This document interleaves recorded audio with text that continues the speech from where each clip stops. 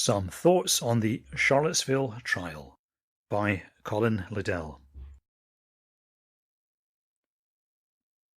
To be honest, which I always am, I was disappointed by the result of the Charlottesville trial. A much better result would have been if the defendants had been hung, drawn and quartered, and then boiled in oil. I don't say that with any animosity, as I can't help liking some of these characters, whom I now view as unparalleled comedy buffoons. But what this trial needed to be was the final driving of the nail into the coffin of the alt-right and the failure it represents. Unfortunately, the decision, although crippling in some respects, won't do enough to kill off the alt-right or its zombie afterlife. For years to come, we'll be stuck with people like Spencer, Parrott, Heimbach, Cantwell and co., bobbing up like bad pennies, claiming and even possibly believing that they've found the magic key. Really, bro, trust me, this time it'll work. We can still save Western civilization. Just send me some more super chats and crypto. It looks like there will be a drawn-out appeals process that will go on and on and on, allowing yet more victim signalling, grifting, and focus on unimportant things. Also, the decision at Charlottesville didn't even touch large parts of the alt-right. TRS and countercurrents got off scot-free.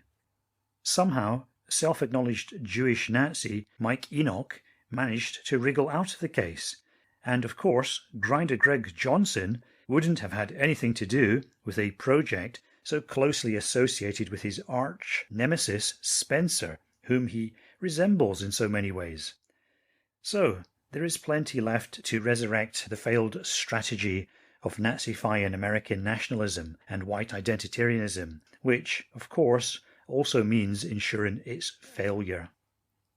The self-ghettoizing and self-castrating alt-right pano theory of Jews as all-powerful demons responsible for all the evils in the world will keep chugging along in the dank places of the internet, and even get a boost from the dysfunctionality of Democrat-run America and the fallout from the COVID crisis.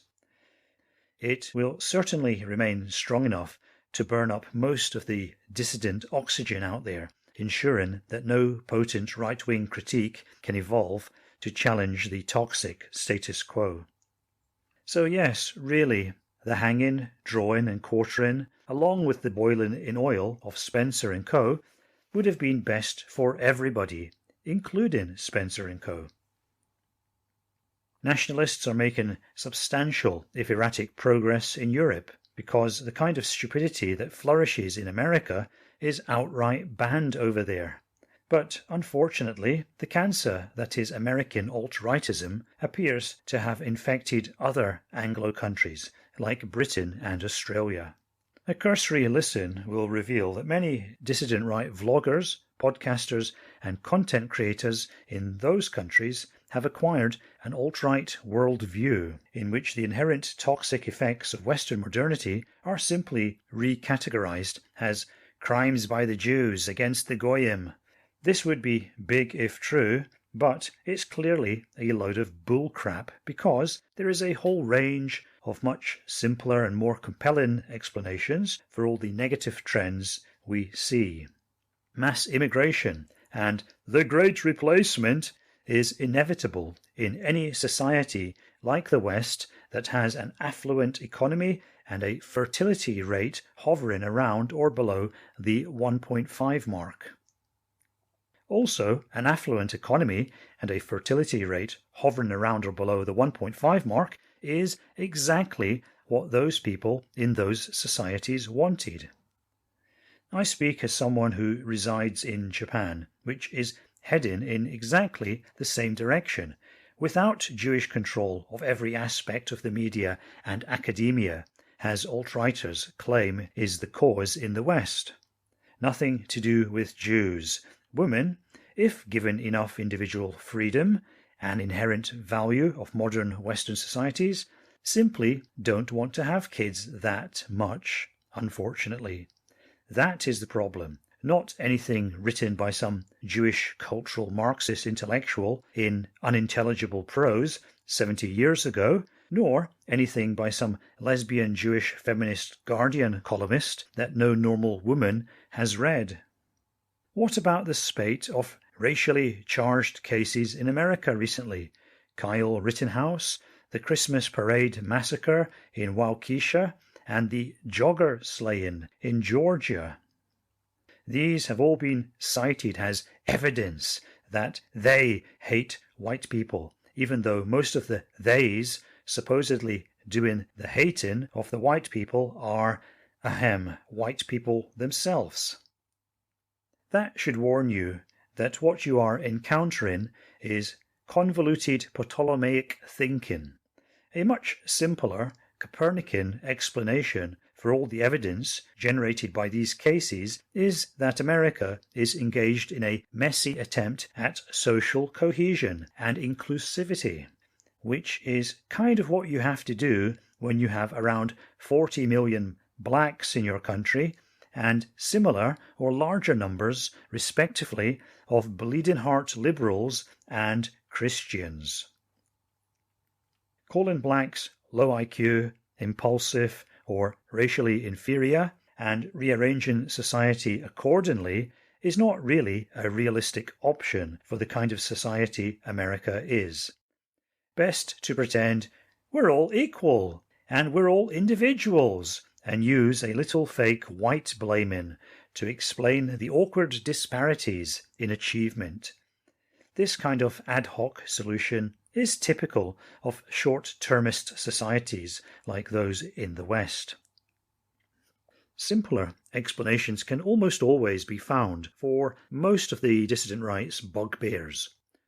What about cherished alt-right myths about cultural Marxists, Marxist critical race theory, and LGBTQ plus education in the classroom?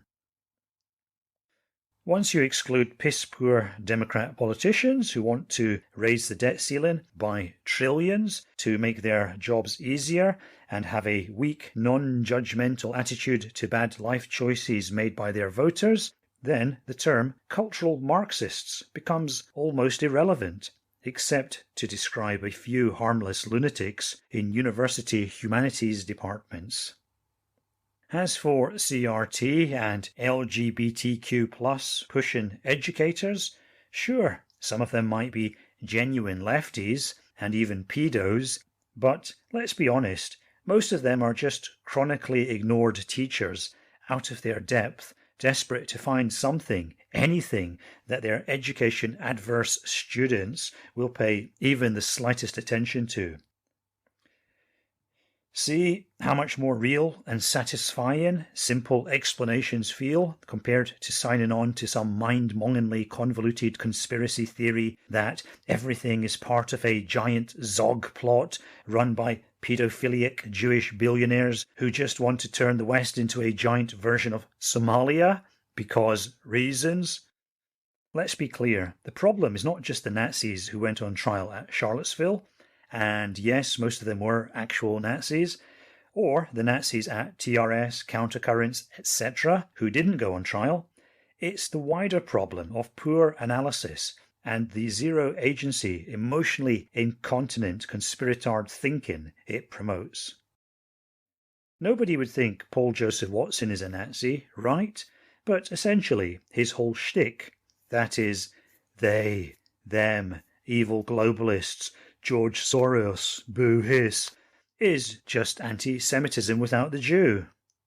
For PJW, bad things are happening, not because they are inherent in toxic Western modernity, which gives simple ape-like creatures too much comfort and choice, but because a group of demonic beings are making those things happen.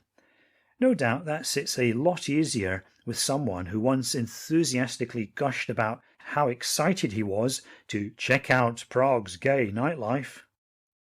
Whether it is the alt-right's inverted Jewish supremacism, or the alt-light anti-Semitism without the Jew conspiratordery, these modes of thought are equivalent to primitivist logic, ascribing various physical ailments to the actions of unseen devils and calling in a witch doctor or sprinkling salt or holy water on the dying person.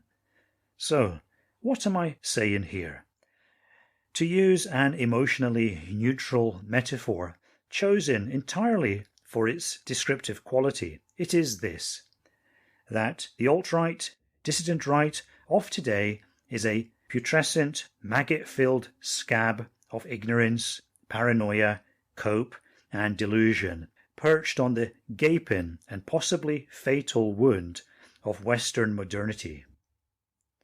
What is needed is accurate diagnosis and prognosis, followed by clinical surgery and perfect hygiene. But none of that is likely to happen in the aftermath of the relative leniency shown at the Charlottesville trial.